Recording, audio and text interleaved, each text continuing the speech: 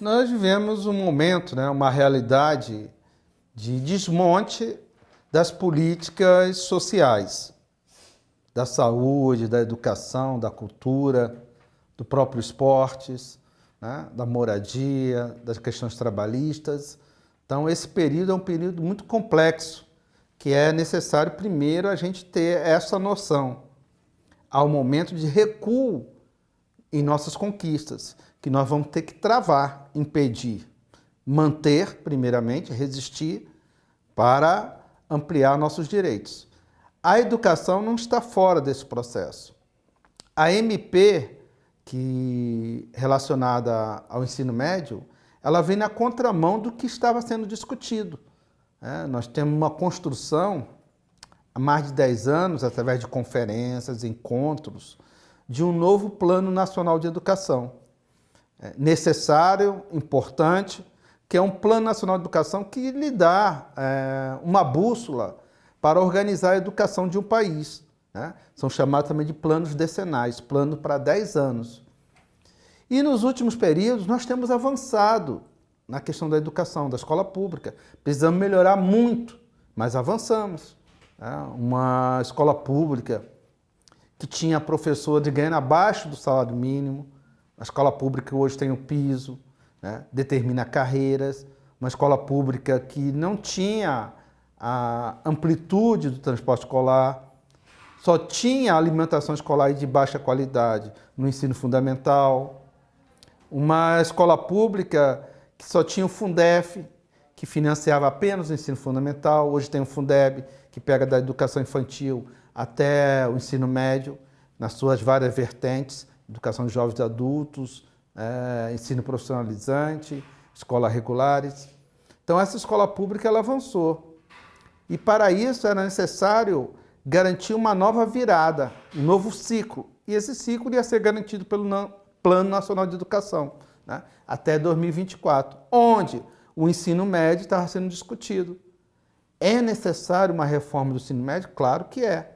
Uma reforma para ampliar, para qualificar e melhorar. E a MP do governo Temer, um governo que, pelas suas próprias características, que quebra a própria Constituição, assume um governo de forma indevida, a MP do ensino médio ela vai na contramão disso. Impõe ao ensino médio uma política que nós achamos equivocada, tanto na forma como no conteúdo. Quando abstrai determinadas disciplinas, quando não garante o financiamento e quando, principalmente, não é dialogada com os professores, com a sociedade. Portanto, na contramão do que vinha sendo discutido, a MP traz prejuízos tanto para a escola pública como para a própria escola privada. Ameaça a sociedade brasileira quando nós temos o ensino médio voltado apenas para a questão do mercado. Nós entendemos que o ensino médio deve ser referência para a formação humana, científica e profissional. Portanto, nós resistiremos e somos contra na forma e no conteúdo da MP. Nós temos vários outros temas importantíssimos para se discutir. Precisamos estar discutindo como financiar com mais força a escola pública. Independente da forma, precisa de recursos para ampliar o acesso, precisa de recursos para qualificar, para melhorar o salário dos professores, as condições das escolas, garantir essa amada escola em tempo integral na forma como a sociedade entende, que garanta a formação científica, profissional e humana, mas tem o esporte, tem a cultura em melhores ambientes. Então, quando nós precisarmos discutir de onde viria o dinheiro para a gente dar o segundo passo, que é garantir os 10% do PIB, fazer a reforma tributária, fazer a reforma política, ampliar a reforma agrária, garantir a soberania do país, você vem com uma MP que é diversionista, porque ilude a população, coloca um tema que tem uma subimportância para deslocar realmente os interesses da sociedade do país. Sobre a MP do ensino médio colocada pelo governo Temer, que é temeroso essa medida, é revogação.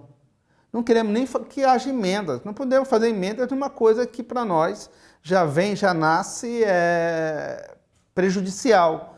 Então, nós somos pela revogação. Segundo, retomar o leito natural do debate do PNE, Nós temos que discutir um novo Plano Nacional de Educação, que já foi aprovado pelo próprio Congresso. Então, um Congresso em onde, infelizmente, sua grande maioria está voltado para interesses contrários à nação, contrários à escola pública, o PNE, que deveria estar sendo efetivado, como lhe falei, garantindo as fontes de financiamento para chegar a 10% do PIB, nós saímos de 4,5% de aplicação dos recursos do Produto Interno Bruto do país em educação a 6,2%. Mas para avançar precisamos chegar a 10%. E para chegar aos 10% é necessário dizer de onde viriam os recursos. Nós entendemos que a taxação das grandes fortunas, garantir, né, a garantia de que os recursos do royalties, do petróleo e do pré-sal, que nós já conversamos em outros momentos, fossem garantidos para também bancar essa nova escola pública. Precisamos fazer a reforma tributária, precisamos modificar a forma de taxação de impostos no país. Então, nós entendemos que hoje o viés principal é encontrar saídas de financiamento para a escola pública. Infelizmente, o Congresso está numa situação contrária, remando contra a maré da boa escola pública, tirando recursos, entregando pré-sal, garantindo recursos para os estados mais ricos, enquanto os estados do Norte, Nordeste, os municípios mais pobres, ficarão com pires na mão. Então, nós entendemos que o país não está discutindo de forma correta as saídas para a escola pública. Nós temos acompanhado nossos deputados federais. Acho que a instituição tem que acompanhar.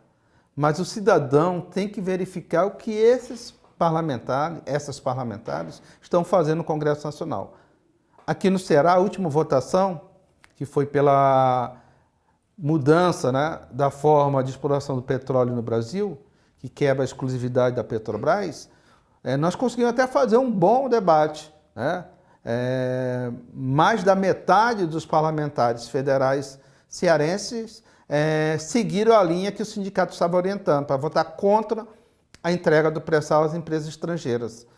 Se todos os estados tivessem feito o que nós fizemos aqui, talvez o resultado fosse outro. Mas precisamos continuar pressionando os 22 deputados federais para que eles parem de retirar direitos dos trabalhadores, que parem de carimbar aquilo que o executivo está mandando. Recentemente, a PEC, que congela os recursos da educação e da saúde, estão em tramitação. Então, nós temos que fazer uma grande vigília no sentido de apoiar aqueles que estarão a favor da continuidade de mais recursos para a educação e para a saúde e divulgar em todas as praças, em todos os locais, em todas as redes sociais, os parlamentares que votem pela essa esdrúxula proposta de sangrar recursos da educação e da saúde que tramita hoje no Congresso Nacional. Todos os estados e municípios do país estão sofrendo com a crise econômica que foi fabricada. Uma crise econômica que deságua na crise fiscal.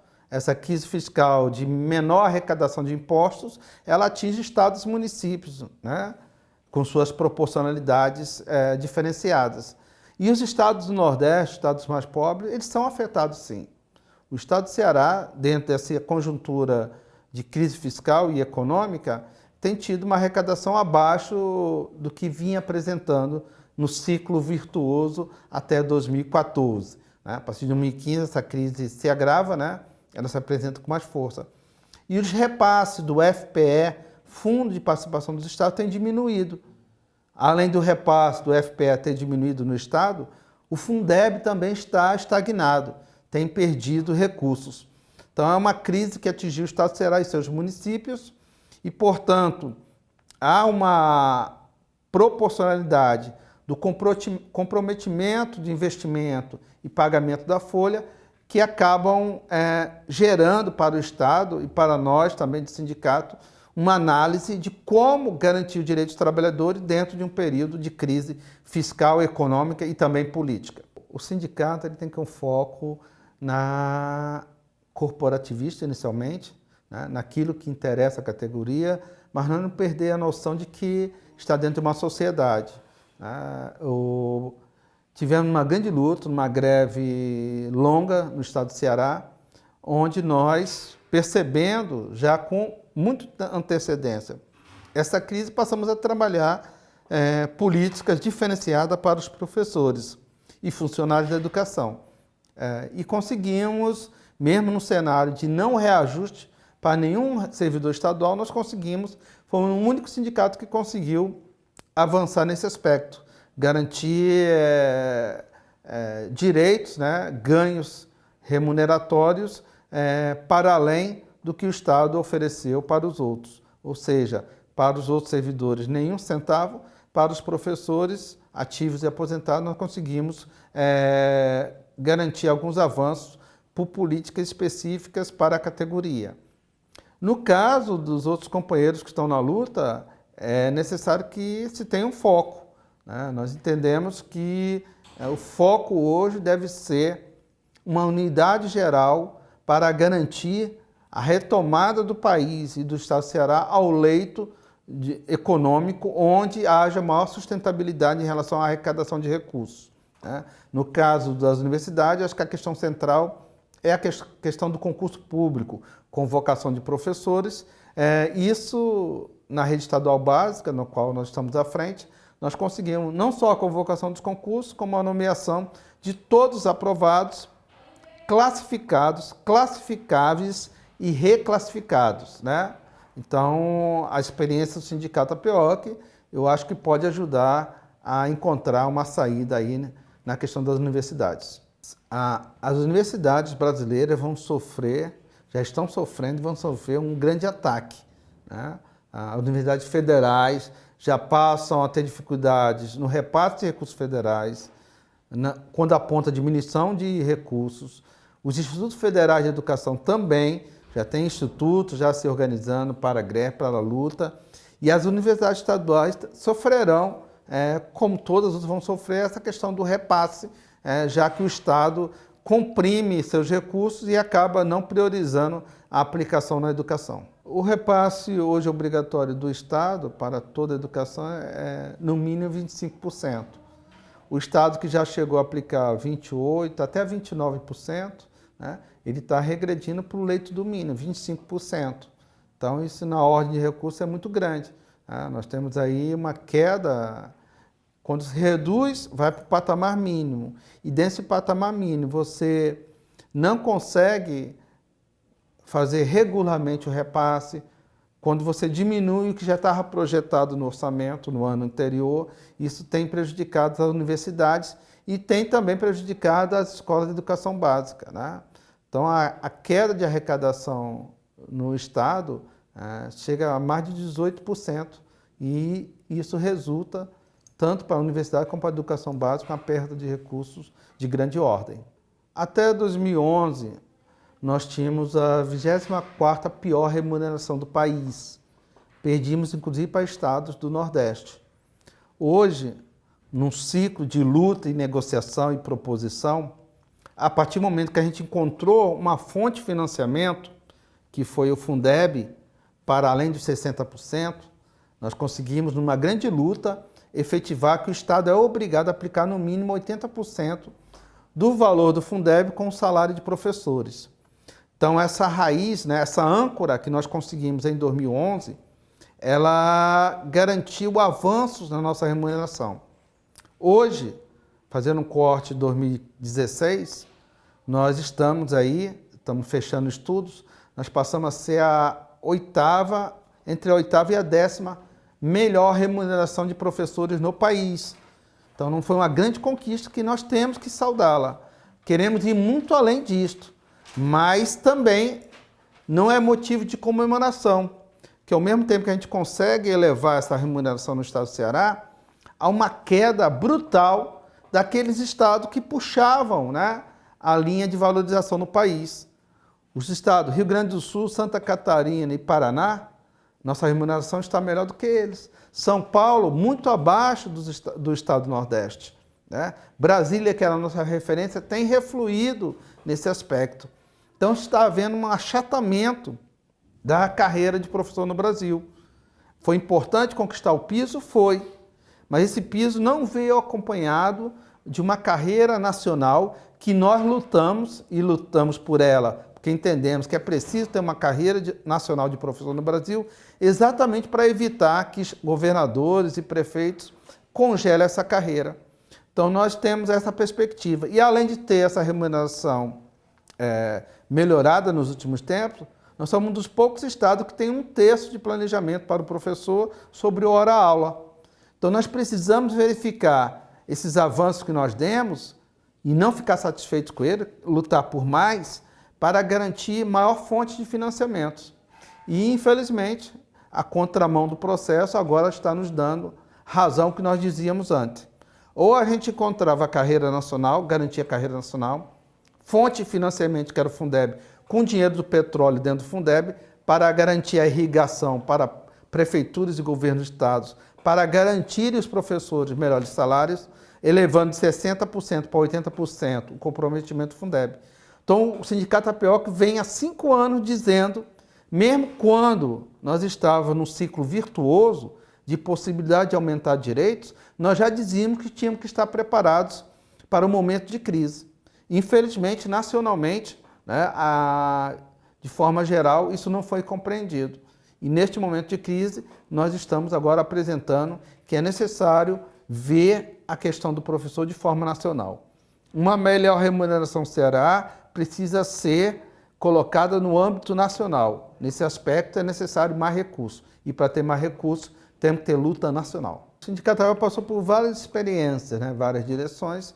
E nesse período de 2011 a 2016, nós tivemos primeiramente o governo Cid e agora o governo Camilo Santana. São governos que têm equipes do ponto de vista do planejamento econômico, financeiro, especialistas, né? E nós nos preparamos para enfrentá-los. Então, um governo, essa luta nossa agora em 2016, foi a única categoria que teve algum tipo de ganho. Nós tivemos entre 5% a 11,36% de ganho remuneratório, né? Conseguimos garantir, fomos os únicos que garantimos ganhos para os aposentados. Os servidores gerais do Estado não tiveram nenhum reajuste, recomposição. O Sindicato Tapioca conseguiu, foi o único que garantiu ganhos para professores efetivos, né, temporários e aposentados. Né? Queríamos a recomposição no mínimo da inflação, não foi possível de forma geral, mas conseguimos alguns avanços importantes. Conseguimos a nova carreira, que precisa ser efetivada ainda este mês pelo governador Camilo Santana, que quebrou todas as barreiras, né, dentro da nossa estrutura de carreira, que garante 5% de testício, no mínimo a cada 2 anos, para todos os professores. Né? Conseguimos chamar todos os concursados, conseguimos pagamento de todas as progressões horizontais de forma retroativa, e agora já estamos na fase da promoção, revogar as portarias, mas foi um processo muito duro de negociação, de luta, onde o governo, em alguns momentos, se aliou a forças ditas radicais para derrotar o sindicato, né? Fez acordo por fora da mesa de negociação, sem o sindicato, tivemos que denunciar, tivemos que rebater o governador e determinados setores da oposição que estavam interessados apenas, né, em fazer a disputa interna, e um governo que foi vacilante em diversos aspectos. Mas dentro de uma conjuntura como nós temos hoje nacional, nós conseguimos mostrar ao governador que a gente consegue negociar, mas não abre mão da nossa mobilização, nem aceita nenhum tipo de enganação nas questões dos números, nem na negociação política que ele tentou fazer com setores que não representam a categoria e queriam prejudicar o sindicato e a própria categoria. Nós estamos conseguindo avanços importantes do ensino fundamental, a inclusão muito forte, né, projetos importantes que têm qualificado o ensino fundamental no Ceará de forma muito incisiva. Inclusive, respondendo às avaliações nacionais. Tanto o IDEB, né, Índice de Desenvolvimento da Educação Básica, mostra que o Ceará, em relação ao estado do Nordeste e o próprio Brasil, tem avançado muito de forma importante. Né? E no próprio Enem, né, nós temos visto que o ensino médio tem progredido. Não na velocidade que nós queremos, mas tem avançado. De forma geral, a educação do Ceará tem avançado nos aspectos da inclusão, tá? Tem qualificado melhor seus professores, né? Tem avanço em relação à remuneração, mas precisa dar um up, precisa de uma forma mais perene. E essa forma mais perene e acelerar essa valorização, ela só pode ser feita a partir do momento que a gente consiga também nacionalmente novas fontes de recursos. Então, do ponto de vista geral, nós achamos importantes os avanços conquistados na luta pela categoria, pelos estudantes. Conseguimos uma mesa de negociação que funciona, né?